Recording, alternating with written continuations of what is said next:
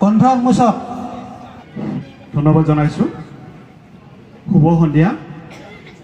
আপোনালোক সদ্যহতে বৰভাগ গ্ৰন্থমেলাৰ পৰা মই আন্তৰিক অভিনন্দন জ্ঞাপন কৰিছোঁ। মঞ্চত কেইবাগৰাকীও বিশিষ্ট ব্যক্তি আছে। আপোনালোক নিশ্চয় জ্ঞাত যে এই অনুষ্ঠানটোত স্মৃতিগ্ৰন্থ উন্মোচন হ'ব আৰু স্মৃতিগ্ৰন্থখনৰ লগে লগে কেইবাখনো গ্ৰন্থ নবীন প্ৰবীণ লিখকৰ কেইবাখনো গ্ৰন্থ উন্মোচন হ'ব। তাৰ আগতে মই প্ৰথমে কাৰ্যসূচীখন আপোনালোকৰ উদ্দেশ্যে পঢ়ি দিছোঁ। সভাপতি হিচাপে মই আসন গ্ৰহণ কৰিছোঁ।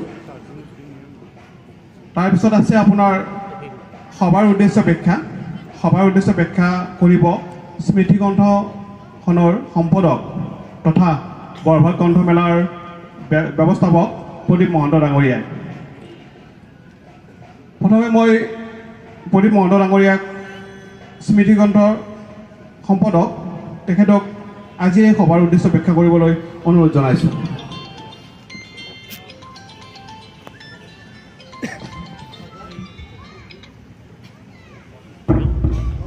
শ্ৰদ্ধাৰ সভাপতি মহোদয়, আমন্ত্ৰিত অতিথিবৃন্দ আৰু উপস্থিত সুধীবৃন্দ,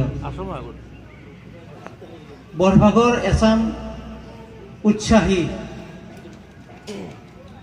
যুৱক যুৱতীয়ে আৰু একাংশ বয়োজ্যেষ্ঠ লোকৰ আশীৰ্বাদ লৈ বৰভাগত যোৱা 2 বছৰ আগতে এক বিশেষ আন্দোলনৰ আৰম্ভ কৰিছিলে, গ্ৰন্থ আন্দোলন।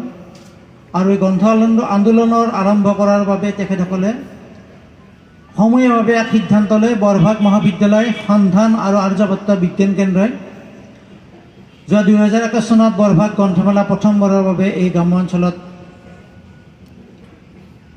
আয়োজন কৰাৰ বাবে সাহ কৰিছিলে। সাহ নহয়, আচলতে মোৰ সাহ।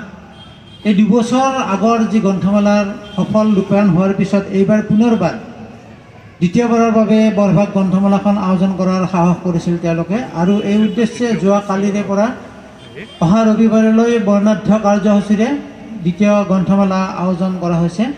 আৰু এই গ্ৰন্থমেলা উপলক্ষে যোৱাবাৰ এখনি স্মৃতিগ্ৰন্থ উন্মোচন কৰা হৈছিলে।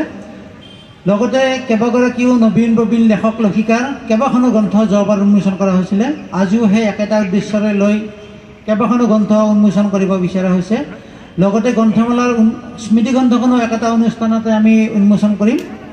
গতিকে আজিৰ সভাৰ উদ্দেশ্য এইটোৱে যে আমি এই সভাত দ্বিতীয় বাৰ্ষিক বৰভাগ গ্ৰন্থমেলাৰ স্মৃতিগ্ৰন্থৰ লগতে কেইবাখনো আমি গ্ৰন্থ আমি ইয়াত উন্মোচন কৰিম। আজিৰ সভাৰ উদ্দেশ্য মানে ধন্যবাদ।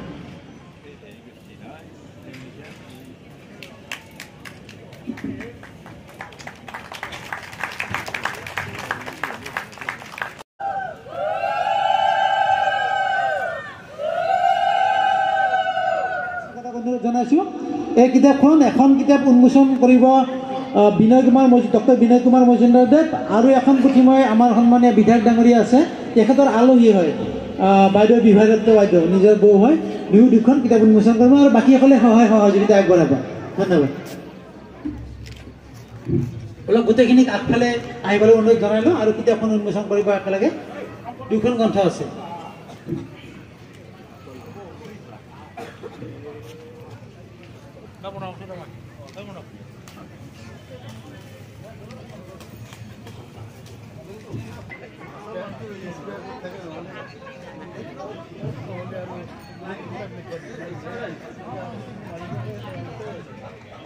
মই বিভাদত্ত বাইদেউৰ আমি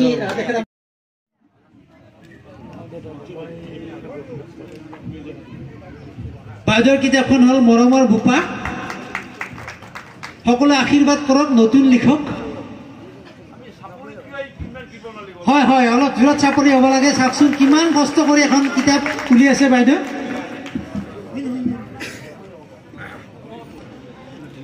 মই মঞ্চত আহিবলৈ অনুৰোধ জনাইছোঁ। বাইদেউৰ ভিন্ন যদি উপস্থিত আছে আহিব লাগে।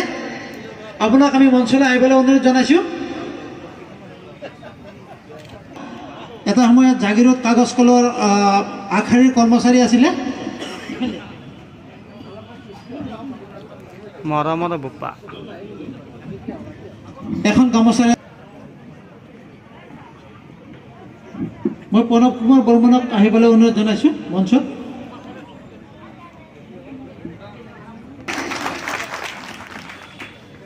এইবাৰ মই অনুৰোধ জনাইছোঁ ধৰ্মেন্দ্ৰ বেজবৰুৱাৰ পুথি নিশাৰ জোনাকত জীৱনৰ কবিতা। মই ধৰ্মেন্দ্ৰ বেজবৰুৱাক আহিবলৈ অনুৰোধ জনাইছোঁ মঞ্চলৈ। জনাওক লগতে কিতাপখিনি লৈ যাব লাগে ধৰ্মেন্দ্ৰ।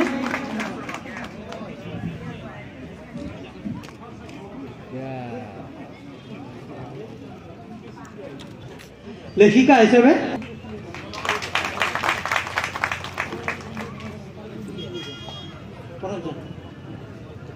এবাৰ প্ৰণৱ কুমাৰ বৰ্মনক আগলৈ আহিবলৈ অনুৰোধ জনাইছোঁ। কংকনে সম্বৰ্ধনা জনাব আগতে।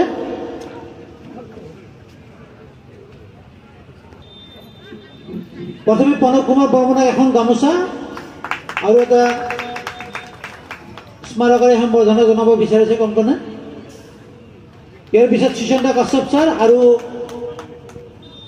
যাৰ বাবে ইমানখিনি আপোনালোকে কিতাপ দেখিবলৈ পালে আৰু ব্যক্তিজন ধীৰাজ দা, ধীৰাজ কুমাৰ লহকৰ, তেখেতক সম্বৰ্ধনা জনাব।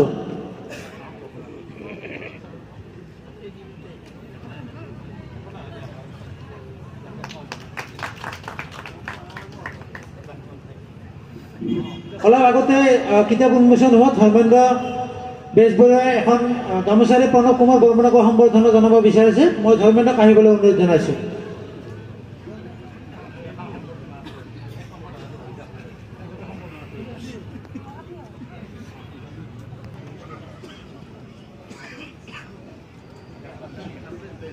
সকলোৱে এটা যদি হাত চাপৰি হ'ব লাগে। আপোনালোকৰ নিজৰ ওচৰৰ গাঁৱৰে কংকনা তাই ইমান ধুনীয়াকৈ এখন কিতাপ আপোনালোকৰ মাজলৈ উলিয়াই দিছে, কবিতাৰ পুথি।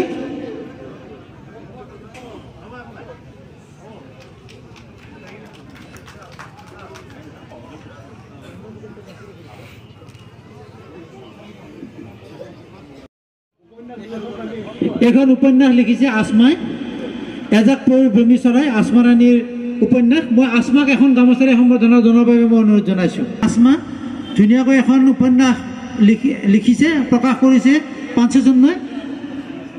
মই অলপ চাইছোঁ, কিতাপখন যথেষ্ট ধুনীয়া হৈছে। নতুন লিখক হিচাপে যি উপন্যাস লিখিছে হয়তো বৰভাগ মহাবিদ্যালয়ৰ ছাত্ৰী আসমা, হয়নে আসমা? হয়।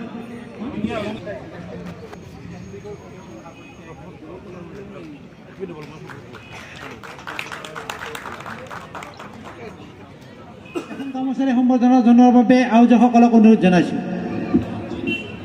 আগত যাওক বাইদেউ।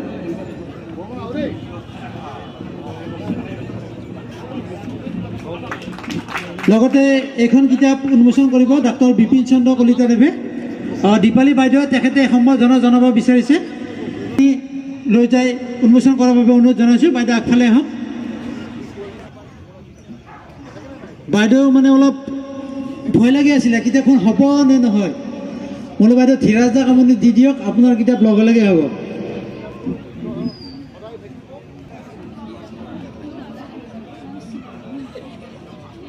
সকলোকে এটা ডাঙৰকৈ হাত চাপৰি দিবলৈ অনুৰোধ জনাইছোঁ।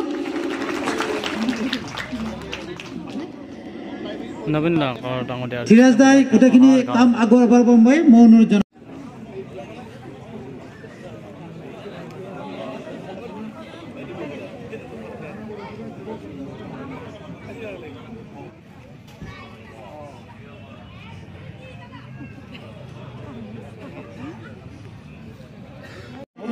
লগতে মঞ্চলৈ প্ৰকাশ দা আহিব লাগে অনুৰোধ জনাইছোঁ। আমি আৰম্ভণিখনতো দিছিলোঁ, শেষৰখনতে দিলোঁ। আৰু এটা জোৰত হাত চাপৰি সকলোৱে একেলগে